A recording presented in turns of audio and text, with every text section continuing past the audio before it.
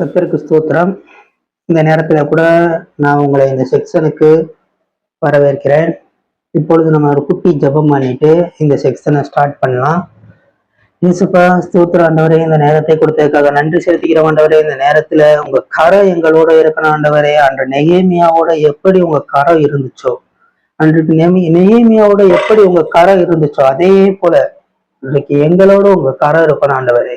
நெகேமியா உங்க சமூகத்துல ஒரு நாளும் துக்கமுகமா இருந்ததில்ல ஆண்டவரே. இந்த நேரத்துல கூட எத்தனையோ பேர் துக்கமுகமா இருக்கல ஆண்டவரே. இந்த நேரத்துல நாங்க பேசப்படுகிற ஒவ்வொரு வார்த்தைகளை கேட்டும் அவங்க முகம் துக்கமா இருக்கக்கூடாது ஆண்டவரே. உங்கள் சமூகத்துல எப்பொழுதுமே சந்தோஷமா இருக்க உதவி செய்யுங்க ஆண்டவரே. இப்பொழுதும் கூட துக்கமா இருக்கிற ஒவ்வொரு முகமும் சந்தோஷம் அடைய உதவி செய்யுங்க ஆண்டவரே. ஏசப்பா, வார்த்தை கடந்து வரும்போது ஒரு சந்தோஷமும் கடந்து வரணும் ஆண்டவரே. வார்த்தை எப்படி கடந்து வருகிறதோ வார்த்தை வரும்போது சந்தோஷமும் வரணும் ஆண்டவரே. ஏசப்பா, துக்கமா இருக்கிற ஒவ்வொரு முகங்களும் அது என்ன துக்கமா இருந்தாலும் பரவாயில்ல ஆண்டவரே. இந்த நேரத்துல கூட அந்த துக்கமான முகங்களை எல்லாத்தையுமே நீங்க மாற்றி உங்கள் துக்கம் சந்தோஷமாய் மாறும் சொன்ன வார்த்தையின்படி, இதோ துக்க நாட்கள் எல்லாம் முடிந்து போகும் சொன்ன வார்த்தையின்படி அவங்க வாழ்க்கைக்குள்ள இந்த வார்த்தையை நான் அனுப்புற ஆண்டவரே. உங்கள் துக்க நாட்கள் எல்லாம் முடிந்து போகும். உங்கள் துக்க நாட்கள் எல்லாம் முடிந்து போகும். இந்த பிரேயரை கேட்கிற பிரேயரை அட்டன் பண்ற ஒவ்வொருவரோட வாழ்க்கையிலையும், ஒவ்வொருத்தவங்களுடைய குடும்பங்களின் வாழ்க்கையிலையும், குடும்ப சூழ்நிலைகள்ல இருந்து ஒரு துக்கமான சூழ்நிலைகள் அவங்க குடும்பத்துல கடந்து போயிருந்தாலும் பரவாயில்ல, அந்த துக்க நாட்கள் எல்லாம் முடிவு பெறுது. அந்த துக்க நாட்கள் எல்லாம் முடிவு பெறுது. ஆண்டவர் இலைப்பாறுதலைக்குள்ள கடந்து கூட்டி செல்கிறார். உங்களை இலைப்பாறுதலுக்குள்ள கூட்டி செல்கிற நாட்கள் வரப்போகிறது. அவர் உன்னை இலைப்பாற பண்ணுவார். அவர் தன் ஜெப வீட்டில் உன்னை அழைத்து அவர் உன்னை மகிழ பண்ணுவேன்னு சொன்ன ஆவியானவர் இந்த நேரத்துல கூட துக்கமா இருக்கிற அவர் ஜெப ஆலயத்தில் அழைத்து, அவர் உன்னை ஜெப வீட்டில் அழைத்து உன்னை அவர் மகிழ பண்ணுவார். இந்த நேரத்துல கூட அவர் உன்னை மகிழ பண்றதுக்காக அவர் ஸ்தோத்திரம் பண்ணு. உன் வாய்களை உன் வாய்களை விரிவாய் திற. அதை நன்மையினால் திருப்தியாக்குகிறேன். அதை நான் நன்மையினால் திருப்தியாக்குகிறேன். நீ வாயை சும்மா ஆண்டவர்னா சும்மா வாயை திறந்து சொல்லணும். ஆமேன் ஸ்தோத்திரம் சொல்லு. வாயை திறந்து சொல்லு. ஆமேன் ஸ்தோத்திரம் ஸ்தோத்திரம் ஸ்தோத்திரம். ஸ்தோத்திர பலியை இடு ஆண்டவருக்கு. உதடுகளின் கனியாகிய ஸ்தோத்திர பலி நீ சொல்ல சொல்ல உன்னை ஆண்டவர் உயர்த்திக்கிட்டே கொண்டு போவாரு. நீ கீழே இருக்கவே மாட்ட. நீ அவருக்கு ஸ்தோத்திரம் பண்ணிக்கிட்டே இருக்கும்போது நீ மேல போய்கிட்டே இருப்ப. அந்த மாதிரி ஒரு இடத்துக்குள்ள நீங்க கொண்டு வாங்க ஆண்டவரே. மீட்பெரும் ரட்சகரும் இயேசு கிறிஸ்து நாமத்தில் கேட்கிறேன் நல்ல பிதாவே, ஆமேன் ஆமேன். ஹாய் கைஸ், எல்லாரும் எப்படி இருக்கீங்க? கர்த்தருக்குள்ள எல்லாரும் சந்தோஷமா இருப்பீங்கன்னு நம்புறேன். இந்த நேரத்துல கூட நீங்க சந்தோஷமா இருக்கணும். கர்த்தருக்குள்ள உங்க துக்க நாட்கள் எல்லாத்தையும் ஒரு செட்டில்மெண்ட் பண்றாரு. இந்த நேரத்துல உங்க துக்க நாட்கள் நீங்க என்ன துக்கத்துல நீங்க கடந்து போயிருந்தாலும் பரவாயில்ல. இந்த நேரத்துல ஆண்டவர் சொன்ன வார்த்தை, உங்க துக்க நாட்கள் எல்லாம் முடிந்து போகும். உன் துக்க நாட்களே கிடையாதுங்க. இனிமேல் தீங்கு நாட்களுக்கு குட் பை சொல்லுங்க. தீங்கு நாட்களுக்கு குட் பை சொல்லிடுங்க. தீங்கு நாட்கள் எங்களுக்கு வர முடியாது. நாங்கள் தீங்கு நாட்களுக்கு எதிர்த்து நிற்கிறோம். கூடார மறைவுல அவர் என்னை மறைப்பாரு. ஆனா புதிய ஏற்பாட்டுல சொல்றாரு, நாங்கள் தீங்கு நாட்கள் நாங்க அதுக்கு எதிர்த்து நிக்கிறோம். சாத்தானுக்கு எதிர்த்து நிக்கணுங்க. பிசாசுக்கு எதிர்த்து நம்ம நிக்கதான் ஆகணும். பிசாசுக்கு எதிர்த்து நின்னா அவன் நம்மளை விட்டு ஓடி போயிடுவான். பிசாசுக்கு நம்ம எதிர்த்து நிக்க அவன் நம்மளை விட்டு ஓடி போய்கிட்டே இருப்பான். எப்படி எதிர்த்து நிக்கணும்? பிசாசுக்கு எப்படி எதிர்த்து நிக்கணும்? பிசாசுக்கு எப்படி எதிர்த்து நிக்கணும்னா ஆண்டவருடைய நாமம், அவருடைய நாமத்தை வச்சுதான் நம்ம எதிர்த்து நிக்கணும். அதுக்கு நீங்க ஆண்டவரோட உறவாடி கொண்டே இருக்கணும். பிசாசு சும்மா போயிட மாட்டான். அப்பாலே போ சாத்தானே அப்படிலாம் சும்மா போயிட மாட்டான். நீ ஆண்டவருக்குள்ள உறவாட நீ பேசவே தேவையில்ல. அடுத்து பிசாசை பார்த்தனே அவனே கண்டுபிடிச்சிருவான். இயேசுவோட பையன், இயேசுவோட பிள்ளை அப்படின்னு சொல்லிட்டு அவனே கண்டுபிடிச்சிருவான். சோ பிசாசுக்கு எதிர்த்து நில்லுங்கள். அப்பொழுது அவன் உன்னை விட்டு ஓடி போவான். உன் துக்க நாட்கள் முடிந்து போகும். பிசாசு வாழ்க்கையில இருக்கிற வரைக்கும், உள்ளத்துக்குள்ள அவன் கூடு கட்டி இருக்கிற வரைக்கும் உனக்கு துக்கம் இருக்கதான் செய்யும். ஆனா இந்த நேரத்துல இந்த ஜன பொழுதுல ஆண்டவர் சொல்றாரு, உன் துக்க நாட்கள் முடிந்து போகும் அப்படின்னு சொல்லும் போது பிசாசு வாழ்க்கையில வேலை செய்ய முடியாது. இத்தனை நாட்கள் பிசாசு வாழ்க்கையில வேலை செய்திருக்கலாம். உன் வாழ்க்கையில இத்தனை நாட்கள் பிசாசு சித்து வேலைகளை பல செய்து இருக்கலாம். இத்தனை நாட்கள் உனக்கு விரோதமாக திட்டம் தீக்கி இருக்கலாம். ஆனால் இந்த நேரத்தில் ஆண்டவர் உனக்கு ஒரு வாக்கு பண்றாரு, உன் கூட ஒரு கவனம் பண்றாரு. உன் துக்க நாட்கள் முடிந்து போம், இனிமேல் நீ துக்கத்தை பார்க்க மாட்ட, இனிமேல் துக்கத்தை பார்க்க மாட்டேன்னு அப்படின்னு சொல்லி ஒரு ப்ராமிஸ் பண்றாரு, ஒரு கவனம் பண்றாரு உன் கூட. அந்த மாதிரி ஒரு நல்ல தகப்பன் உன் கூட இருக்கும்போது, அந்த மாதிரி ஒரு நல்ல தகப்பன், அவர் நீ ஆராதிக்கிற தேவன் ஒரு நல்ல தகப்பன், அவர் உனக்கு நல்ல தகப்பனா இருக்கிறாரு, நல்ல ஃப்ரெண்டா இருக்கிறாரு. உனக்கு எல்லா ரோலுமே அவர் எடுக்கிறாரு. இந்த டைம்ல அவர் எடுக்கிறாரு. அவருடைய இப்ப என்ன பார்க்க போறோம்னா அவருடைய குணம், தேவனுடைய குணம் என்னது, அவருடைய குணத்திலேயே எக்ஸ்பெஷலி எனக்கு ரொம்ப பிடிச்ச விதம், எனக்கு ரொம்ப பிடிச்ச குணம், எனக்கு ரொம்ப அவர் இன்ஸ்பயர் ஆன குணத்தை நான் சொல்றேன். நீ விழுந்த இடத்தில் உனக்கு வெற்றியை தருவார். நீ எந்த இடத்துல விழுந்தையோ, தோத்து போயிட்ட, நீ எந்த இடத்துல விழுந்தையோ அதே இடத்துல உனக்கு வெற்றியை தருகிற தேவன். அவருடைய குணத்திலேயே மிகப்பெரிய பிரமாதமான ஒரு குணம்னா, நீ விழுந்த இடத்துல உனக்கு வெற்றியை தருகிறவர், உனக்கு வெற்றியை தருகிறவர். உன் வெற்றி வேற யாருனாலையும் நிர்ணயிக்கப்படாது, தேவனால் நிர்ணயிக்கப்படுகிறது. உன் வெற்றி தேவனால் நிர்ணயிக்கப்படுகிறது. நீ விழுந்த இடத்துல உனக்கு வெற்றியை தருகிறாரு. எக்ஸாம்பிளுக்கு ஒரு இது சொல்லலாம். பேதுரு நைட்டு ஃபுல்லா கஷ்டப்படுறான். வலைய போடுறான், மீன் அகப்படுமான்னு சொல்லிட்டு நைட்டு ஃபுல்லா வலைய போட்டுக்கிட்டே இருக்கான். போடுறான். நைட் ஆகுது, ஐயோ வரமாட்டேங்குது மீன். 1 மணி ஆகுது வரல, 2 மணி ஆகுது வரல, 3 மணி ஆகுது வரவே இல்லை மீன். நைட்டு ஃபுல்லா கஷ்டப்படுறான். கடைசியில தோத்து போயிட்டாங்க. அவன் கஷ்டப்பட்டதுக்கான ஒரு பலன் அவனுக்கு கிடைக்கல. அவன் தோத்து போயிட்டான். தோத்து போன சூழ்நிலையில நிக்க பேதுரு இந்த நேரத்துல ஆண்டவர் என்ன பண்றாருன்னா, ஆபகுக்கு 3ஆம் அதிகாரம் 13வது வசனத்துல சொன்னதின்படி, அபிஷேகம் பண்ணப்பட்டவனின் ரட்சிப்புக்காக நீர் புறப்பட்டீர். இந்த நேரத்துல ஆண்டவர் உனக்காக அவர் புறப்பட்டிருக்காரு. இந்த இடத்துல பேதுருவை சந்திக்கிறதுக்காக, பேதுருவை பார்க்கிறதுக்காக ஆண்டவர் ஏசப்பா வராரு. பேதுருவை பார்க்க ஏசப்பா வராரு. பேதுருவை பாக்குறாரு. பேதுரு படகுல ஏறுறாரு. அவன் ஃபெயிலியர் ஆனா பேதுரு படகுல ஆண்டவர் ஏறினாரு. இப்ப போடுறா வலையன்னு சொன்னாரு. அவன் இப்ப போட்டான். வலை கிளிய தக்க. எந்த இடத்துல தோத்தான்? அதே கடல்ல தான் தோத்தான். அவன் மீன்ல எக்ஸ்பர்ட்டுங்க. அவனுக்கு எந்த நேரத்துல ஒரு ஜாப், அவன் மீனவன் தான். பேதுரு ஒரு மீனவன் வேலை பார்த்துட்டு இருக்கான். இப்ப உங்களோட ஜாப்ல நீங்க பண்ணிக்கிறீங்க ஒரு ஜாப். அந்த ஜாப்ல நீங்க அதுல எக்ஸ்பர்ட். நீங்க பிறந்தது அந்த ஜாப்லயே பயங்கரமா அப்படியே வளர்ந்து பெரிய ஆளா நிக்கிறீங்க. எனக்கு ஒண்ணுமே தெரியாது அந்த ஜாப்பை பத்தி. ஒண்ணுமே தெரியாது. நீங்க ஒரு நாள் நைட்டு ஃபுல்லா கஷ்டப்பட்டு அந்த ஜாப்ப ஃபெயிலியர் ஆயிட்டீங்க. நான் வரேன் அந்த ஜாப்ல நான் ஒரு ஐடியா, சின்ன ஐடியா நான் கொடுக்குறேன். சின்ன ஐடியா கொடுத்தனே அந்த ஜாப், அந்த தோத்து போன நீங்க இடத்துல கூட உங்களுக்கு ஒரு வெற்றி உண்டாகுது. அப்ப பாருங்க, அவ்வளவு அதிசயமானவர் ஆண்டவர். இந்த நேரத்துல கூட பேதுரு அந்த மீன் தொழில எக்ஸ்பர்ட். அவன் கதம் பிராண்ட் எல்லாமே அது அந்த மீன் தான்.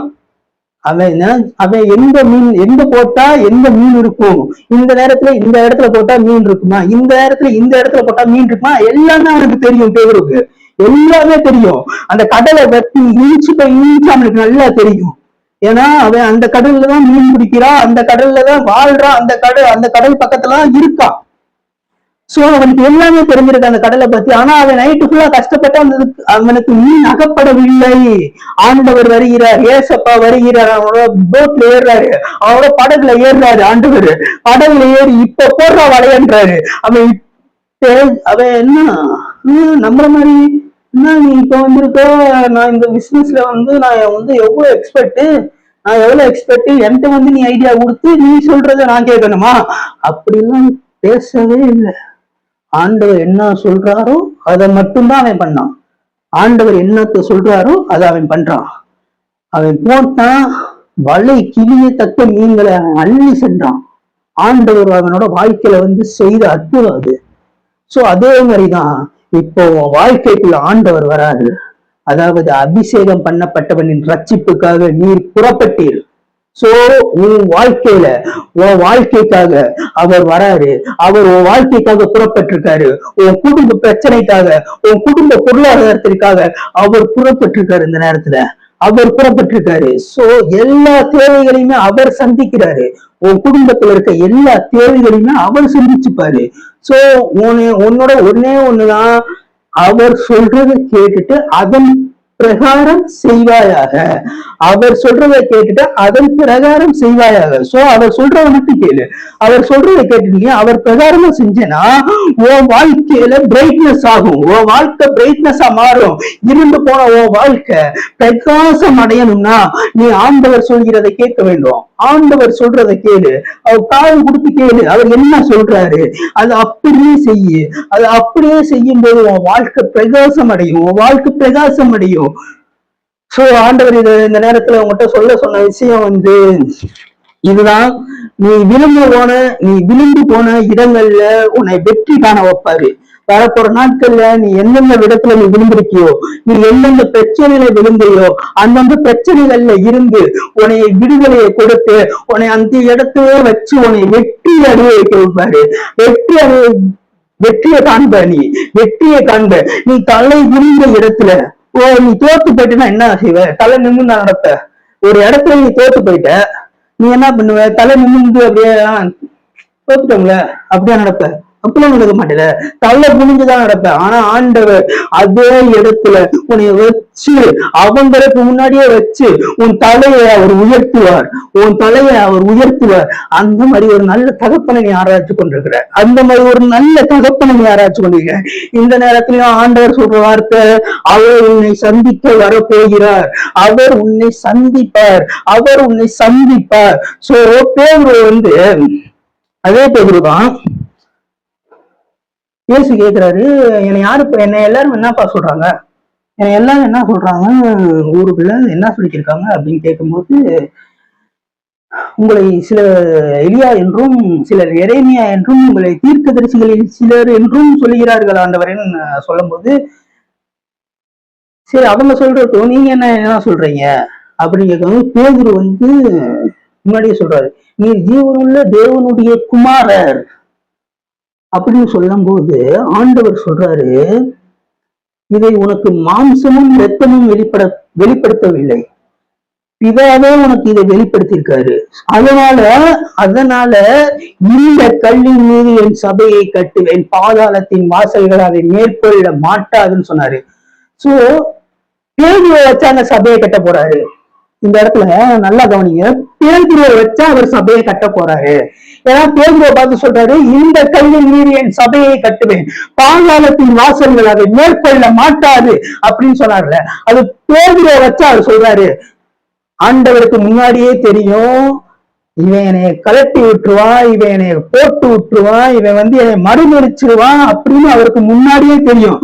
பிரச்சனை வரும்போது பயந்துட்டு இயேசுனா யாருன்னே எனக்கு தெரியாது, இயேசுனா யாருன்னே எனக்கு தெரியாது, இயேசுனா யாருன்னே எனக்கு தெரியாது, சேவல் கூவுறதுக்கு முன்னாடி 3 தடவை அவனே கூவிட்டாங்க. 3 தடவை அவனே சொல்லிட்டான். இயேசுவை மறுதளிச்சவன்,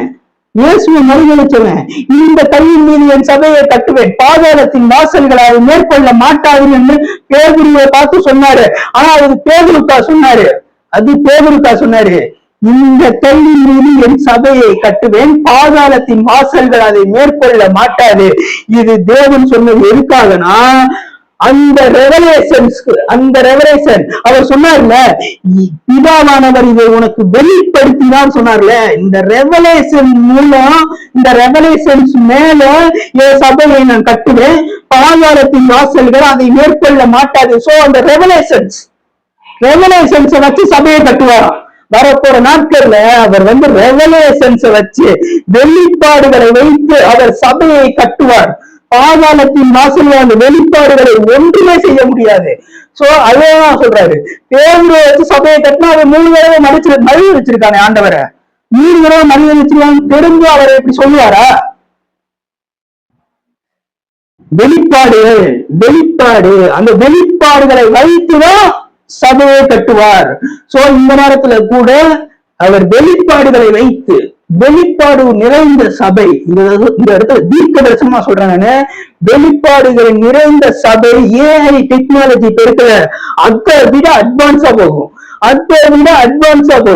வெளிப்பாடுகள் நிறைந்த சபை ஏஐ டெக்னாலஜியோட அதிக அட்வான்ஸா போக போகுது.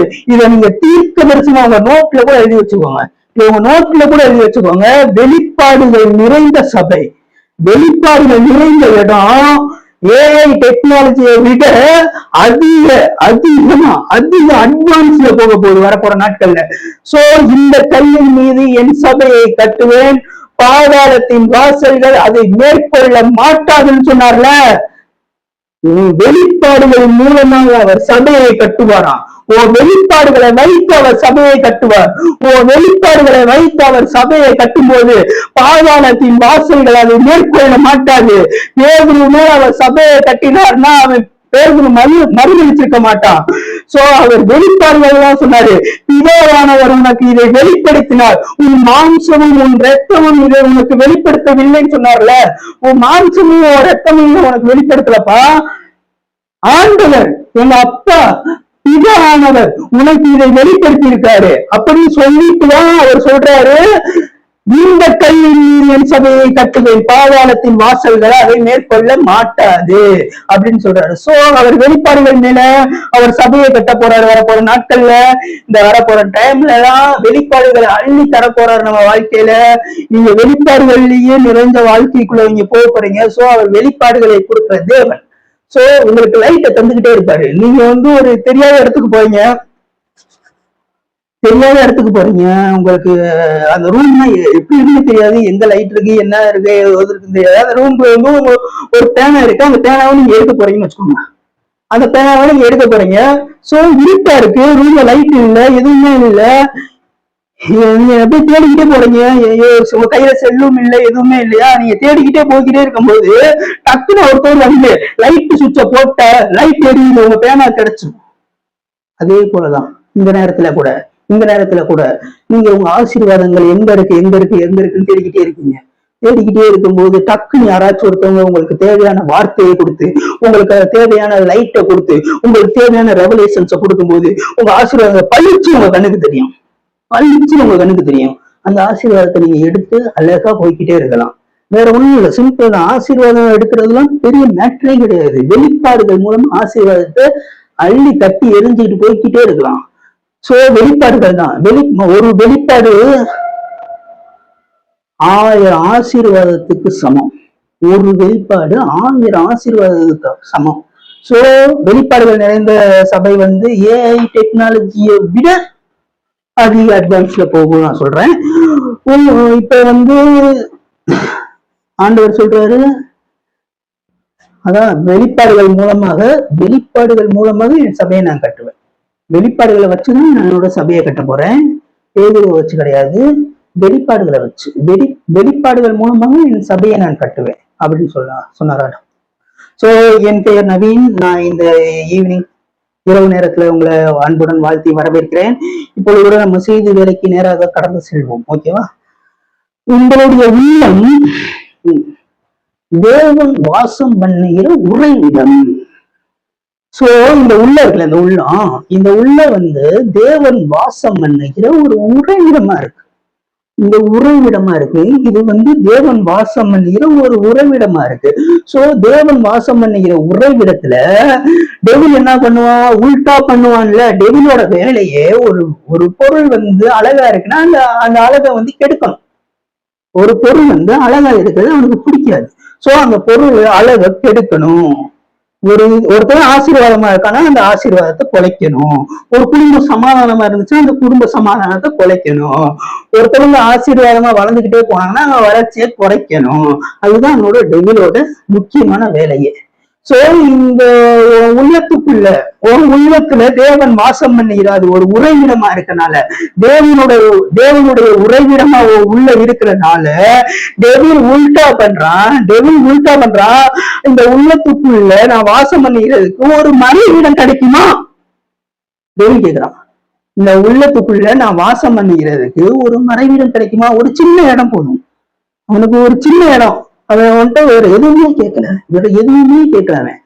இந்த தேவன் வாசம் பண்றாருல ஒரு உறைவிடம் உள்ளத்துக்குள்ள, அந்த உறைவிடத்துக்குள்ள ஒரு சின்ன மறைவிடம் ரொம்ப சின்னதா போதும். அவனுக்கு வேற எதுவுமே கொடுக்க வேணாம். ரொம்ப சின்ன மறைவிடமா போகுது அப்படின்னு அவன் அவன்கிட்ட கேட்கும் போது, இதை நான் ஒரு எக்ஸாம்பிளா சொல்றேன். என் ஸ்பிரிச்சுவல் ஃபாதர் இந்த வார்த்தைய ஒரு டைம்ல சொன்னாரு. அதை நான் உங்களுக்கு ஷேர் பண்ண நான் விரும்புறேன். பிசாசுக்கு இடம் கொடுத்தால் என்ன நடக்கும்? நல்லா கவனிச்சுக்கோங்க. இயேசு இருக்கும்போது ஒரு பிசாசு பிடித்தவனை வந்து துரத்தலான்னு போகும்போது அந்த பிசாசு பிடித்தவன் வந்து அந்த பிசாசு சொல்லுது, என்னைய வந்து அந்த பன்னி கூட்டத்துக்குள்ள அமுச்சு விட்டுருங்க ஆண்டவரே, என்னை அந்த பன்னி கூட்டத்துக்குள்ள விட்டுருங்க அப்படின்னு கேக்குது பிசாசு. ஆண்டவர் இடம் கொடுத்தார். பன்னிகளுக்குள்ள போறதுக்கான இடத்தை அவர் கொடுத்தார், ஆண்டவர் கொடுத்தார். சோ அந்த பன்னிகளுக்குள்ள போகும்போது அந்த பன்னிகள் எல்லாம் அந்த மலையில இருந்து கீழே விழுந்து மாண்டு போயிடுச்சு. எல்லாமே செத்து போச்சு. நல்லா கவனிங்க. பிசாசுக்கு இடம் கொடுத்தா என்ன நடக்கும்? அந்த பன்னிகளுக்கு நடந்ததுதான். நல்லா நீங்க அந்த வேதத்தை அந்த பகுதியை படிச்சு பாருங்க.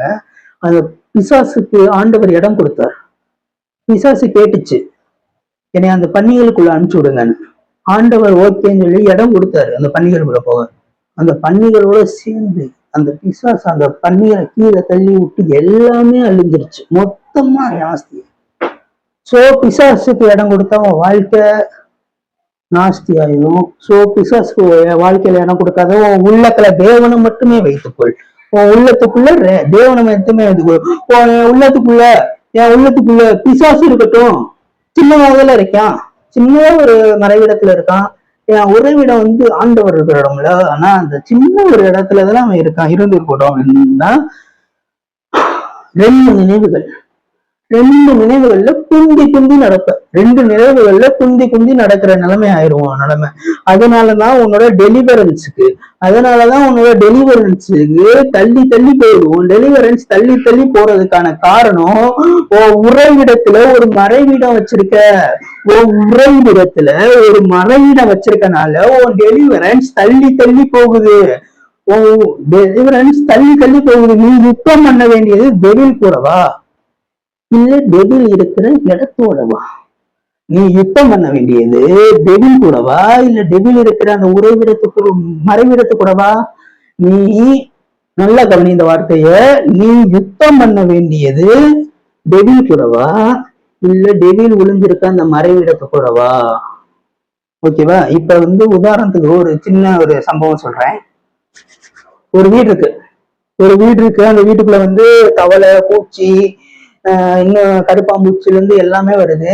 நீ வந்து அந்த இதெல்லாம் துரத்துற அந்த கருப்பாம்பூச்சி, அந்த தவளை எல்லாத்தையுமே துரத்தும் போது அது வந்து வெளியே விரட்டுற அந்த வீட்டுக்குள்ளேயே ஒரு மறைவான இடம் இருக்கு. அந்த வீட்டுக்குள்ள ஒரு வீடு இருக்கு. அந்த வீட்டுக்குள்ள ஒரு மறைவான இடம் இருக்கு. அந்த மறைவான இடத்துல வந்து அது ஒளிஞ்சுக்குது. போய் வெளியே போகாது. அது அந்த மறைவான இடத்துல ஒளிஞ்சுக்குதுன்னு வச்சுக்கோவே. அந்த மறைவான இடத்துல ஒளிஞ்சுக்கிருக்கும் போது நீ போயிருச்சு, அது வந்து போயிருச்சுன்னு நினைச்சிட்டு நீ வந்துடுற. நீ வந்ததுக்கு அப்புறம் திரும்பி அது வரதான் செய்யும். அந்த கருப்பாம்பூச்சி திரும்பி வெளியே வரதான் செய்யும். ஏன்னா ஆண்டவர் இந்த நேரத்துல தெளிவா சொல்றாரு, உன் உள்ளத்துல இருக்க வெடிப்ப நல்லா கவனி. உன் உள்ளத்துல வெடிப்பு இருந்துச்சுன்னா, உன் உள்ளத்துல கிராக்ஸ் இருந்துச்சுன்னா, உன் உள்ளத்துல கிராக் இருந்துச்சுன்னா, அந்த கிராக்குக்குள்ள அது உழையதான் செய்யும். அந்த கிராக்குக்குள்ள உன் வீட்டுல அந்த கிராக் இருந்துச்சுன்னா, அந்த கிராக்குக்குள்ள அந்த இது ஒளியதான் செய்யும். சோ இந்த நேரத்துல கூட அது ஒழியாம இருக்கணும்னா என்ன பண்ணணும்? அது ஒழியாம இருக்கணும்னா என்ன பண்ணணும்? கிராக்க பூசுனா எப்படி ஒழியும்? இயேசுவின் நாமத்துல வெளியேறுன்னு சொல்ல அது என்ன பண்ணுது? போய் ஒளிஞ்சுக்குது அந்த அந்த கிராக்ஸுக்குள்ள, அந்த வெடிப்புகளுக்குள்ள அது போய் ஒளிஞ்சுக்குது. உன் உள்ளத்துல அதே மாதிரி கிராக்ஸ் இருக்கு. உன் உள்ளத்துல அதே மாதிரி தேவனுக்கு இடம் கொடுத்திருக்க, பிசாசுக்கும் நீ இடம் கொடுத்திருக்கனால அந்த கிராக்ஸ் வந்துருச்சு. அந்த கிராக்ஸ் வந்தனால அந்த கிராக்ஸுக்குள்ள போயிட்டு அது ஒளிஞ்சுக்குது. அந்த வெடிப்புகளுக்குள்ள போயிட்டு அது ஒளிஞ்சிருக்கனால அது அப்பப்போ வெளியே வந்து பாக்குது. அதுதான் உன்னை டிஸ்டர்ப் பண்ணிக்கிருக்கு. இந்த நேரத்துல கூட நல்லா கவனி, அதுதான் உன்னை டிஸ்டர்ப் பண்ணிக்கிருக்கு. சோ அந்த கிராக்ஸை எப்படி ஆண்டவரை பூசணும்? அந்த கிராக்ஸ் நான் எப்படி பூசணும்? இப்ப அந்த கிராக்ஸ் எப்படி பூசணும் நான் சொல்லி தரேன். இந்த நேரத்துல கூட அடுத்த இன்னொரு சின்ன உதாரணம் சொல்லிட்டு நான் அந்த இதுக்கு நான் வரேன். ஒரு சிலந்தி வலை பின்னுதுன்னு வச்சுக்கோங்கவே. சிலந்தி வலை பின்னிருக்கு. இப்ப அந்த சிலந்திய நீ விரட்டுவியா, இல்ல அந்த வலைய நீ காலி பண்ணுவியா? நீ வலை இருக்கட்டும் அந்த சிலந்தியை மட்டும் விரட்டிடலாம் அப்படின்னு நினைச்சேன்னா வச்சுக்கவே, திரும்பி அந்த சிலந்தி வரதான் செய்யும். வலைய காலி பண்ணு, சிலந்தி ஆட்டோமேட்டிக்கா ஓடும். இந்த நேரத்துல கூட டார்கெட் பண்ணி அடி. அவன் வாசம் பண்ற அந்த மறைவிடத்தை அடி, டார்கெட் பண்ணி அடி. உள்ளத்துக்குள்ள அவன் இருக்கால, உள்ளத்துக்குள்ள அவன் வாசம் பண்ணிருக்கால, உள்ளத்துக்குள்ள அவன் வாசம் பண்ணிருக்கல. அந்த கிராக்ஸ் இருக்குல்ல, அந்த கிராக்ஸ பூசு. அந்த கிராக்ஸ் ஏன் இருக்கு? அந்த கிராக்ஸ பூசு. அந்த வலை ஏன் இருக்கு? அந்த வலைய பின்றத நீ குலைச்சு விடு. அந்த வலைய இருக்க விடாது.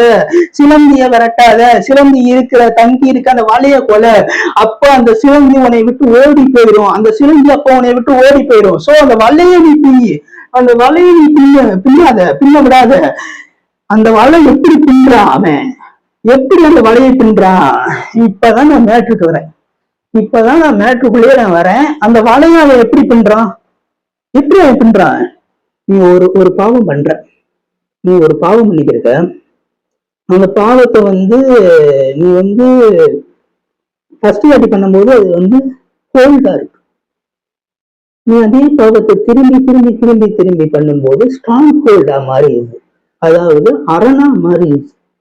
சோ ஒரு பாவத்தை நீ பண்ணும்போது, ஃபர்ஸ்ட் டைம் மாப்பிள்ள சிறுட்டு அடிக்கும். நல்லா இருக்கும் மாப்பிள்ள. ஒரு தட்டி அடிச்சு பாரு. அது ஹோல்டு. அதே அந்த சிகரெட் அடிக்கிற பழக்கம் நாளுக்கு நாள் திரும்பி அடிக்கும் போது அது ஸ்ட்ராங் ஹோல்டா மாறிடுது. சோ இதுதான். சோ நீ அந்த பாவத்தை பண்ணிட்டு இருக்கும் போது, எக்ஸாம்பிள் சிகரெட் அடிக்கிறதே எடுத்துக்கிறேன்னு வச்சுக்கோங்க. இப்ப நீ ஒரு வாட்டி சிகரெட் அடிக்கிற, அது ஹோல்டா இருக்கு. நீ அப்பதான் பழகுற, அது ஒரு ஹோல்டா இருக்குன்னு வச்சுக்கோவே. நீ அதே பாவத்தை நீ திரும்பி பண்ணும் போது அது ஸ்ட்ராங் ஹோல்டா மாறிவிடும். அது அரணாக மாறிவிடும். நீ அந்த பாவத்தை பண்ணிட்டு ஒவ்வொரு தடவை பாவத்தை பண்ணும் போதும், ஒவ்வொரு வாட்டியும் நீ அதை மறைக்கும் போதும், முக்கியமான வார்த்தை, ரொம்ப முக்கியமான வார்த்தை. நீ பாவம் பண்ணிட்டு அந்த பாவத்தை நீ மறைக்கும் போது, நீ பாவம் பண்ற, அந்த பாவத்தை நீ மறைக்கும் போது அவன் வலைய பின்றான். நீ ஒவ்வொரு வாட்டியும் மறைக்க அவன் வலைய பின்னி நடுவுல ராஜா மாதிரி உட்கார்றான். சோ இப்பொழுதுதான் அந்த வலையை நான் குலைக்க வேண்டும் ஆண்டவரே. இப்பொழுது நான் அந்த வலையை குலைக்க வேண்டும். அந்த வலையை நான் அழிக்க வேண்டும் ஆண்டவரே. நான் அந்த வலையை அழிக்க வேண்டும். அந்த கிராக்ஸை நான் பூச வேண்டும். எப்படி பண்ண முடியும்? ஆண்டவர் இப்பொழுது ஒரு ஐடியா தருகிறார் உனக்காக ஒரு யோசனையை அவர் தருகிறார். இந்த நேரத்துல அந்த இதை எப்படி நான் குலைக்கணும், எப்படி நான் அந்த கிராக்ஸை நான் பூசணும், ஆண்டவர் இந்த நேரத்துல உனக்கு ஒரு ஐடியா தருகிறாரு. ஸோ கன்ஃபஸ் கன்ஃபஸ் பண்ணிடு, கன்ஃபஸ் பண்ணிடு. கன்ஃபஸ் பண்ணாதான் நீதிமொழிகள் 28ஆம் அதிகாரம் 13ஆம் வசனம் சொல்லுது, தன் பாவங்களை மறைக்கிறவன் வாழ்வடைய மாட்டான், அவற்றை அறிக்கை செய்து விட்டு விடுகிறவனோ இரக்கம் பெறுகிறான். சோ அவர்கிட்ட கன்ஃபஸ் பண்ணி அவனுக்காக ஒரு இரக்கத்தை அவர் வச்சிருக்காரு, ஊழியத்துல ஒரு இரக்கத்தை அவர் வச்சிருக்காரு. சோ இன்னும் அதுக்குள்ளேயே நீ இருக்கியா? அவ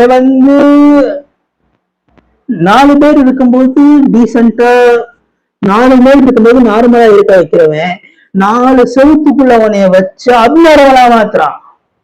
4 பேருக்குள்ள இருக்கும்போது நீ நார்மலா இருக்க, 4 செவருக்குள்ள போகும்போது ஏன் அப்நார்மலா மாறுற? ஏன் அப்நார்மலா மாறுற? அவன் வேலை செய்யறான், அந்த பூச்சி வெளியே வருது, அந்த காக்ஸ்ல இருந்து அந்த பூச்சி வெளியே வருது, சேர்ந்து வளைய பின்னது. நோ, கூடாது. சோ அதுக்காக தான் கன்ஃபஸ் பண்ணிடு சில பாவங்களை. இதுலயே 2 மெத்தட் இருக்கு. இது சும்மா கிடையாதுங்க. கன்ஃபஸ் பண்றது 2 மெத்தட் இருக்கு. சோ ஒண்ணு நான் சுருக்கமா முடிக்கிறேன், இந்த செய்தியை நான் சுருக்கமா முடிக்கிறேன். ஏன்னா முன்னாடியே நிறைய பேசிட்டேன். இந்த செய்தியை நான் சுருக்கமா முடிக்கணும் ஆசைப்படுறேன். இந்த நேரத்துல கூட அந்த பாவத்துக்கு 2 விதமான ஒரு இது இருக்கு.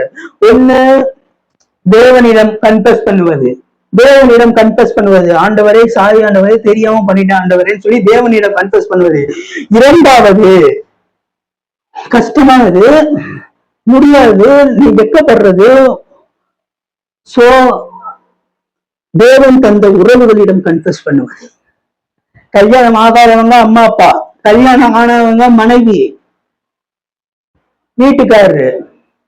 சோ தேவன் தந்த உறவுகளிடம் கன்ஃபஸ் பண்ண.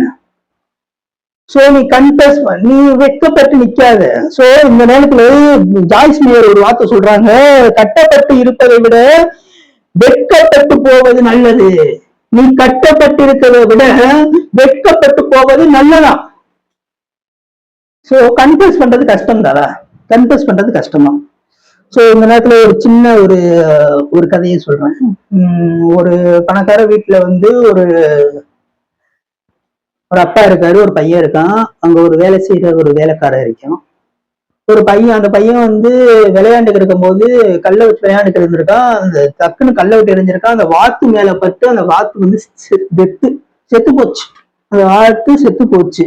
சோ அதை வேலைக்காரன் பார்த்துட்டான். அந்த மையம் போய் கெஞ்சிரான் அந்த வேலைக்காரன்ட்ட, அப்பாட்ட மட்டும் சொல்லிடாதீங்க, அப்பாட்ட மட்டும் சொல்லிடாதீங்க. அப்பா சரி தம்பி, அப்பாட்ட சொல்ல மாட்டேன், சேர்ல உட்காந்துருக்கேன், உடம்பெல்லாம் வலிக்குது, என்னோட வேலையை ஃபுல்லாக நீ பண்ணிடு அப்படின்னு.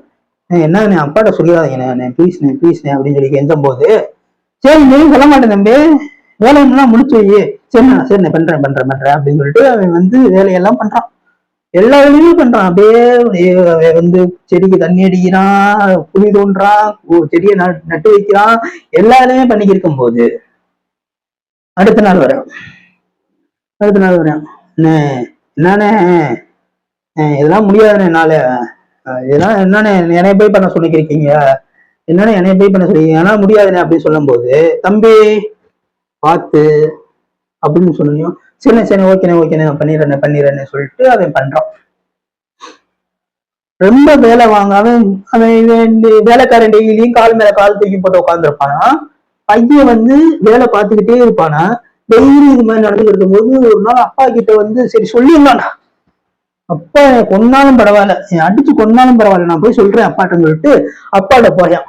அப்பாட்ட போயிட்டு, அப்பா இந்த மாதிரி நான் விளையாண்டுட்டு இருந்தேன்ப்பா, தெரியாம கல்லை தூக்கி எறிஞ்சிட்டேன், அந்த வாத்து மேல பட்டுருச்சு, அந்த வாத்து செத்து போயிடுச்சுப்பா.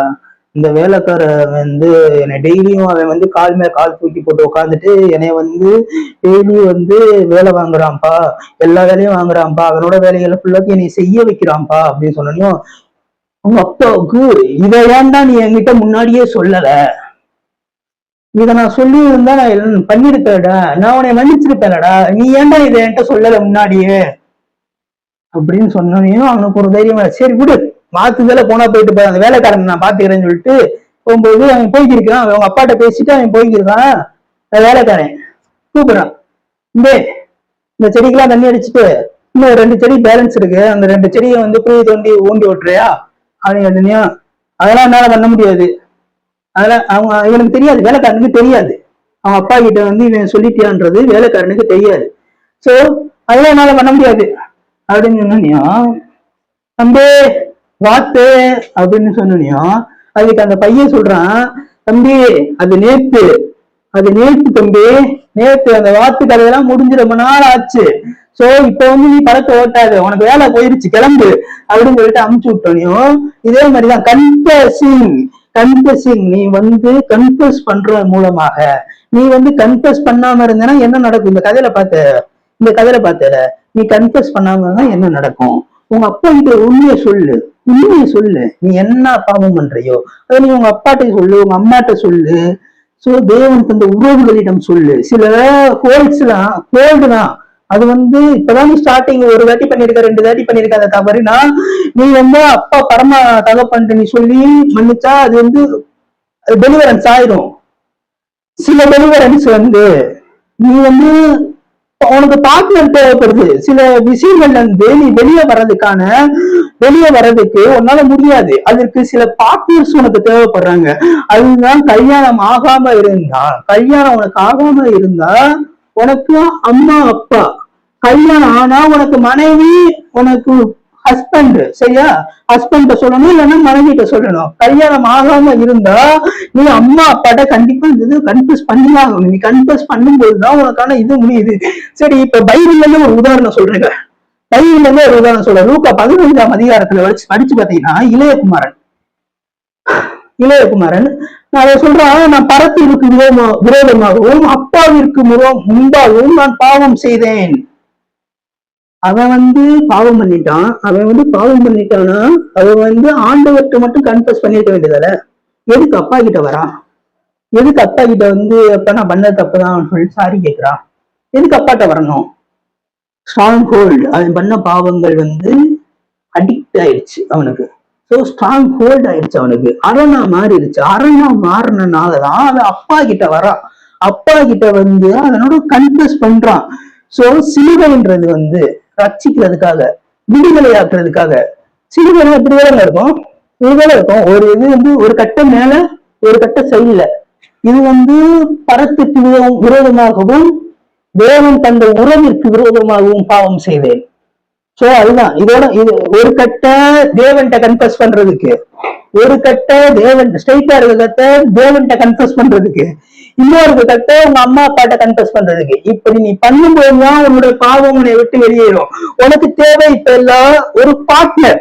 நீ இந்த பாவத்துல இருந்து வெளியே வரணும். இந்த பாவத்துல இருந்து வெளியே வரணும். நீ கட்டப்பட்டு இருப்பதை விட வெட்கப்பட்டு இருப்பது ரொம்ப நல்லது. இந்த விஷயத்துல ரொம்ப நல்லது. பிசாசுக்கு இடம் கொடுக்காத. உறைவிடத்தில் மறைவிடம் வேண்டாம். உனக்கு உறைவிடத்துல மறைவிடமே தேவையில்லைங்க. உறைவிடத்துல மறைவிடமே தேவையில்லை. அது என்னமோ இது வேற. உன் பிரச்சனைக்கு நீ முற்றுப்புள்ளி வைக்கணும்னு நினைக்கிறியா, இல்ல 3 புள்ளி வைக்கணும்னு நினைக்கிறியா? முற்றுப்புள்ளி வைக்கணும்னு நினைச்சேன்னா வச்சுக்கவே, தேவன் கிட்ட கன்ஃபஸ் பண்ணு. உனக்கு தேவன் தந்த உறவுகளிடம் கன்ஃபஸ் பண்ணு. அப்படி 3 புள்ளி வைக்கணும்னு நினைச்சேன்னா தேவன்கிட்ட மட்டும் கன்ஃபஸ் பண்ணிட்டு விட்டுரு. சில பிரச்சனைகள் தேவன் கிட்ட மட்டும் கன்ஃபஸ் பண்ணனா வச்சுக்கவே, சில பிரச்சனைகளை தேவன் கிட்ட மட்டும் கன்ஃபஸ் பண்ணனா அப்ப டெலிவரன்ஸ் கிடைக்கும். உனக்கு அப்ப டெலிவரன்ஸ் கிடைக்கும். திரும்ப 5 மணி நேரம் கழிச்சு, ஒரு 5 மணி நேரம், ஒரு 10 மணி நேரம் கழிச்சு திரும்ப அதே பாவத்துல அதே பாவத்துல இந்த நேரத்துல உனக்கு பார்ட்னர்ஸ் தேவை. சோ நீ தேவன் தந்த உறவுகளோடு, உன் அம்மா அப்பாவோட, உன் கணவன் மனைவியா இருந்தா 2 பேரும் கன்ஃபஸ் பண்ணிக்கணும். கன்ஃபஸ் பண்ணும் போதுதான் நீ அவங்களை புரிஞ்சுப்பாங்க, உங்களை புரிஞ்சுப்பாங்க. So open talk. நீ கன்ஃபஸ் பண்ணணும். நீ பண்ற பாவங்களை நீ அறிக்கை செய்யணும். தன் பாவங்களை மறைக்கிறவன் வாழ்வடைய மாட்டான். அதை அறிக்கை செய்து விட்டு விடுகிறவனோ இறக்கம் பெறுவார். நீ இப்ப நீ அறிக்கை செய்யனா வச்சுக்கவே, இப்ப நீ அறிக்கை செய்யனா உனக்கான இறக்கம் பின்னாடியே வருங்க. உனக்கான இறக்கம் பின்னாடியே வரும். அதை அறிக்கை செய்ய அப்பா கிட்ட. இளையகுமாரன் அறிக்கை செய்யானே அப்பா கிட்ட. அவன் இளையகுமாரன் அறிக்கை செய்யறாங்க. இளையகுமாரன் அப்பா கிட்ட அறிக்கை செய்யும்போது அவனுக்கான இறக்கம் அவனுக்கு வந்துச்சு. இந்த நேரத்துல நீ கன்ஃபஸ் பண்ணும்போது உனக்கான தைரியம் வரும். இந்த நேரத்துல கூட அவர் உனக்கு அந்த கன்ஃபஸ் பண்றதுக்கான ஒரு தைரியத்தை, இந்த விஷயம் ரொம்ப ரொம்ப முக்கியமான விஷயங்க. ரொம்ப ரொம்ப இம்பார்ட்டன்டான மெசேஜ். ரொம்ப ரொம்ப முக்கியமான விஷயம். இந்த கன்ஃபெஷன்ன்றது தேவன் கிட்டையும் பண்ணணும், தேவன் தந்த உறவுகளோடும் பண்ணணும். ஸ்டார்டிங் ப்ராப்ளம் வந்தா தேவன்கிட்ட பண்ணிட்டு விட்டுருலாம், அது டெலிவரன்ஸ் ஆயிரும். அதையே தொடர்ந்து ரொம்ப நாளுக்காக ரொம்ப வருடங்களாக அதே பாவத்துல நீ சிக்குண்டு இருக்கிறாய் என்றால், அதே பாவத்துல நீ இருக்கிறனா தேவன் கிட்டையும் கன்ஃபெஸ் பண்ணணும், தேவன் தந்த உறவுகளையும் கன்ஃபெஸ் பண்ணணும். சிலுவையை காமிச்சேன். ஒரு கட்ட தேவனுக்கு மேல நோக்கி இருக்கா, அது தேவனுக்கு கன்ஃபெஸ் பண்றது.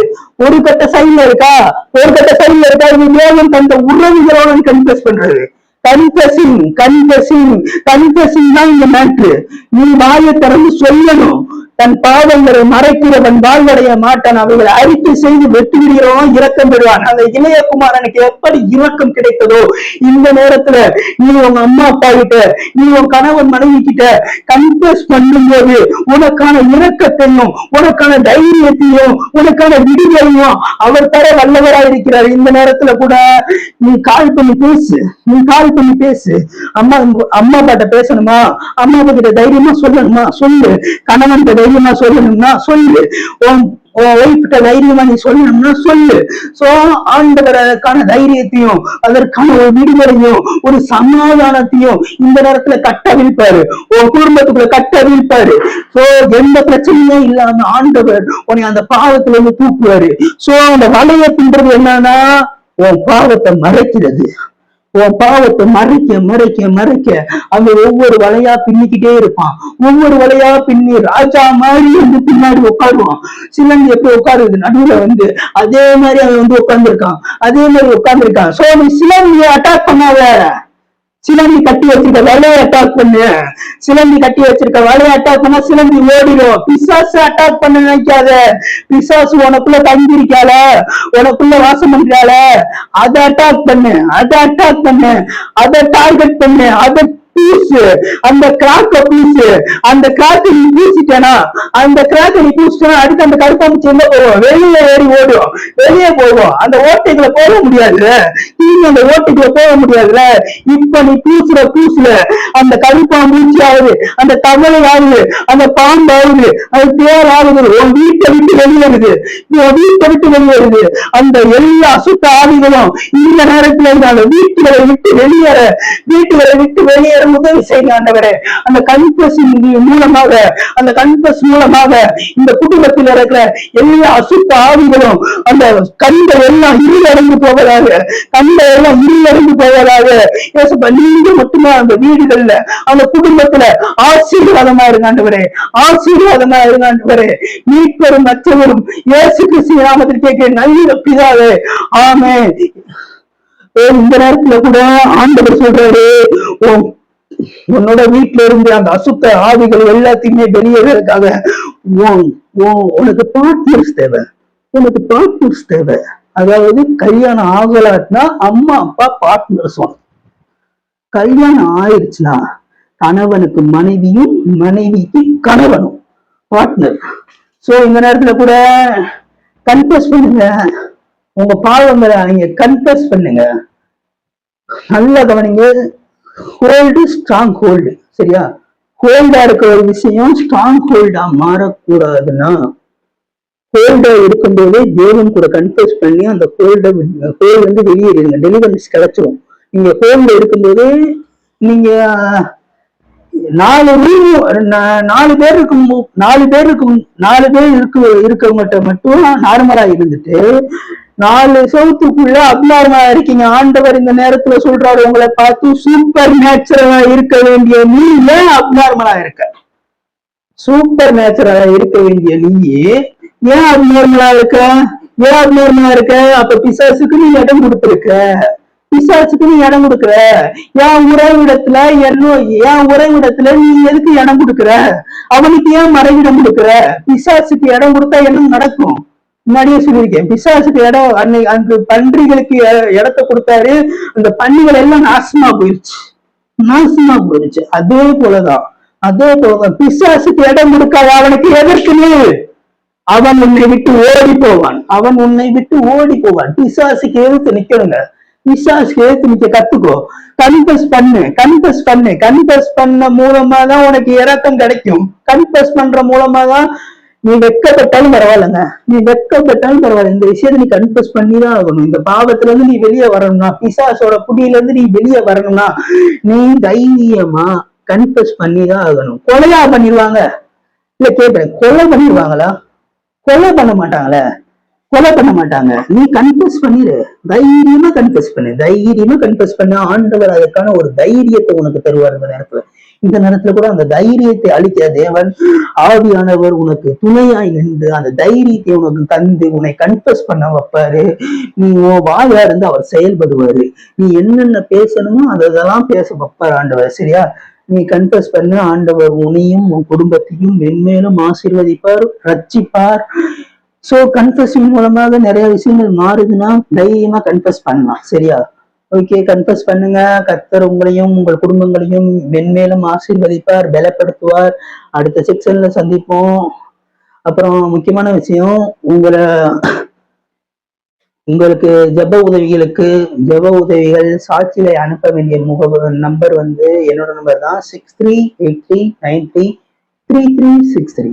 இந்த நம்பருக்கு சாட்சிகளையும் உங்க குடும்பத்துல நடக்கிற சாட்சிகள், இந்த செய்தியை கேட்கிற மூலமாக நீங்க பயனுள்ளதா இருக்கா, அதை இந்த நம்பருக்கு நீங்க அனுப்பலாம். அப்புறம் ஜப உதவி, உங்களுக்கு என்னென்ன ப்ரேயர் ரெக்வஸ்ட், என்னென்ன ப்ரேயர் உங்களுக்கு பண்ணணுமோ சொல்லுங்க. இந்த நம்பருக்கு மெசேஜ் பண்ணுங்க, நம்பருக்கு கால் பண்ணுங்க. உங்களுக்கு ப்ரேயர் பண்ணலாம். எப்பயுமே அவைலபிளாக தான் இருப்பேன். எத்தனை மணிக்கு நீங்க கால் பண்ணாலும் எடுப்பேன்.